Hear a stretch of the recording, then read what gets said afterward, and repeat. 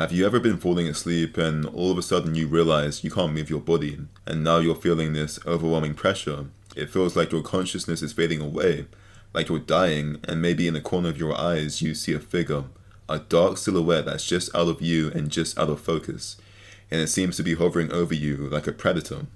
Eventually this pressure fades, and with it the hallucination.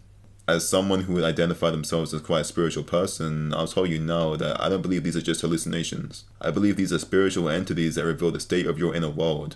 And most people disregard these experiences as nothing more than your subconscious confused between a state of wakefulness and sleep. But I think it's actually your subconscious transitioning into a different plane of existence, revealing forces that are unseen in your waking life, but still affect your spiritual essence.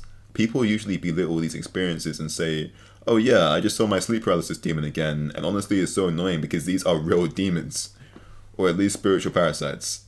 Don't you think it's strange that hallucinating a dark figure during sleep paralysis is so common? Like, surely the subconscious has a lot more to offer than just dark silhouettes. Hallucinations aren't usually this consistent. And yeah, people do recall hallucinating different things, but they're still the same entity, just infiltrating your mind and casting themselves under more frightening iconography. But regardless, people still see the dark figures most consistently. These are lower spiritual entities, spiritual parasites, jinn or demonic being.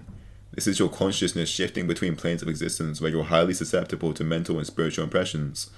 During these states, people also recall hearing their higher selves, or what feels like higher or lower entities communicating with them. A lot of people experience sleep paralysis but don't recall seeing anything, just the intense pressure. I can't speak for everyone, but for me, whether I see something or nothing depends heavily on how I've been spiritually. Being spiritually impure looks like lusting, ego, bad emotions, laziness, drinking, substance abuse, sexual impurity. That's when these lower entities come back, not just through sleep paralysis, but through dreams too. Your subconscious is a spiritual field of awareness that can be infiltrated by higher and lower forces. When you're spiritually pure, staying mentally clear, maintaining good emotions, and being peaceful, productive, praying or meditating, that's when these higher forces infiltrate your subconscious instead. They communicate through dreams, symbolic messages, insight, and sometimes sleep paralysis. So when you don't see anything but still feel this pressure, all you have to do is submit to it. Don't resist, just accept your body falling asleep no matter how intense it feels. This becomes a gateway to astral travel or astral projection. You start lucid dreaming or maybe ascending. In another video, I described my first experiences with astral travel / astral projection. Whenever these experiences happen, my surroundings are mesmerizing, like I'm observing the full nature of the galaxy. I often hear a high-pitched genderless voice and it tells me to imagine it. And when I focus on divine imagery, I start elevating and elevating. And when I stop imagining, I start descending. Like I can literally stop it and start it. So now I'm going to talk about my bad experiences with sleep paralysis and what submitting to the pressure meant for me. Before going in deeper, I need to re-explain what these lower entities really are. These are beings that latch onto your consciousness and infiltrate your mind. The extent varies. They appear in dreams most commonly, and in sleep paralysis, and sometimes even in waking life, through voices or hallucinations, and in extremely rare cases, possession. Each time they're trying to reinforce lower emotions and negativity. You have to view them as complete parasites. They become an extension of your mind, reinforcing fears, insecurities, desires, and bad emotion. They pull you deeper in low resonance so they can keep infiltrating you. A few days ago, I was falling asleep and I felt this pressure again. I saw this figure hovering over me and the pressure got worse and worse. Then I had a vision, like a dream that only lasted 5 seconds. From what I recall, I was arguing with someone and suddenly they pulled a knife on me and stabbed me over and over again. And when it ended, I still felt the stabbing sensation in my head. It didn't hurt, but it was just a lot of intense pressure, while this dark figure stayed hovering over me. After reciting Surah Al-Fatiha a few times, the pressure stopped. That experience reinforced exactly what I've been theorizing, that these spiritual parasites infiltrate your mind and try and anchor your spirit. This time through fear.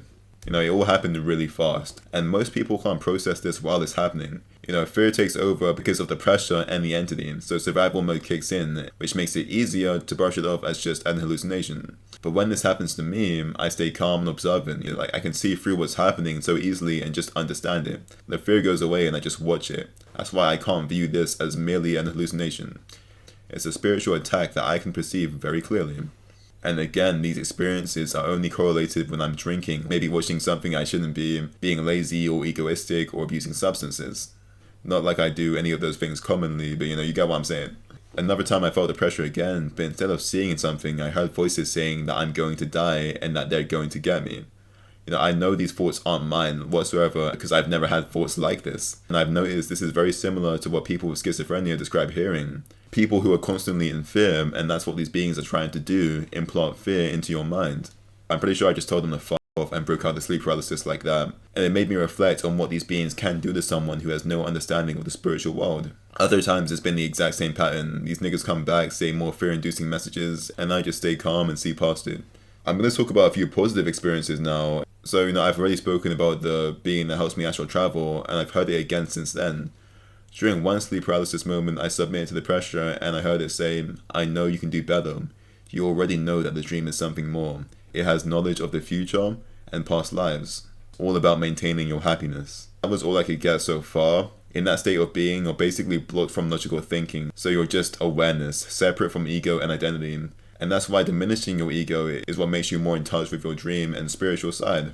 These experiences are vivid but hard to recall. These lower beings infiltrate your subconscious and make you feel like they're a part of you. And in my next video, I'm going to talk about them through my dreams and my most explicit encounters with them. So for now, I'll say this. Sleep paralysis is one of the most mainstream and accessible gateways to spirituality. It reveals the state of your inner world and is dismissed only because people refuse to acknowledge the spiritual realm, even when it shows itself clearly.